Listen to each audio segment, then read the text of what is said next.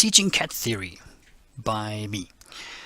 So the F word has now become the T word, okay, for cat teachers, the theory word. Yes, there's a lady screaming. Let's have a look at the definition of theory. Okay, what is theory? So it is a set of principles on which the practice of an activity is based, an ideal or hypothetical set of facts, principles, or circumstances, or a formal idea or set of ideas that is intended to explain something. So how do you explain to your students that, when they get there, this is theory? Yes, especially when your students are like this, oh, I love cat theory, man. Cat theory exam time, this is the teacher, and sometimes you feel like these are your students. Yes, I know. Let's see what students are actually saying in their exams. The digital divide is the difference in those who use different clocks. Right. The digital divide refers to those BC people, before computers. What else? You can get mouse elbow. Yes, it's true. Hibernation. Ah, yes, it is on, but it's also off. Yeah, I don't know. You can get worn out knuckles. I don't know how you use your mouse, but okay. ppm stands for pints per minute. I think this is my favorite one, actually. I like this one. Pints per minute. Yeah, well, anyway. The struggle, my dear colleagues, is very real, and this leads us to look at where are we now at the moment. Where are we? At this point, I would run a poll, and I will then present these results on this slide now, and I'll narrate the slide results. Time for a discussion. First things first, let's have a look. A couple of questions that we can ask ourselves. Is it the textbook?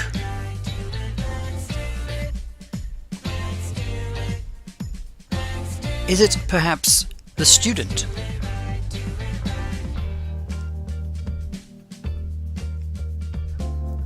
Is it the teacher? That's you and me.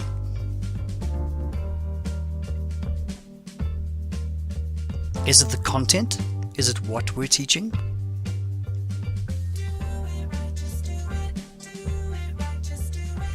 Is it perhaps the methodology? How we're teaching it, the way we're teaching? Could it be a little bit of everything? All of these questions that we've asked? Or could it be something else? Perhaps a lack of experiential learning and knowledge?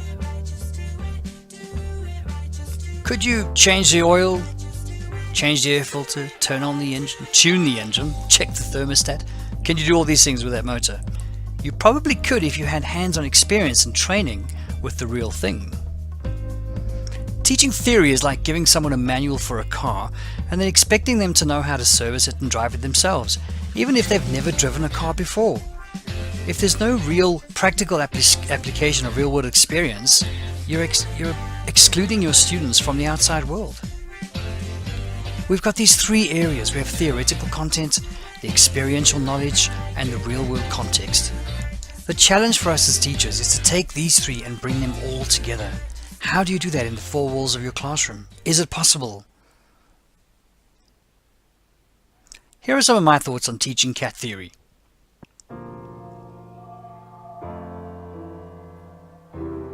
One of my first ideas is try some practical projects.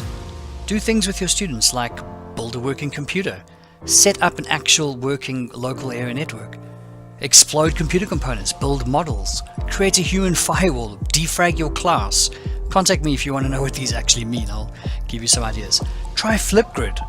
It's a video system where everyone can have video discussions, talk about different topics. Everyone has a voice in Flipgrid. It's exceptionally powerful. What about peer presentations? Try something like this.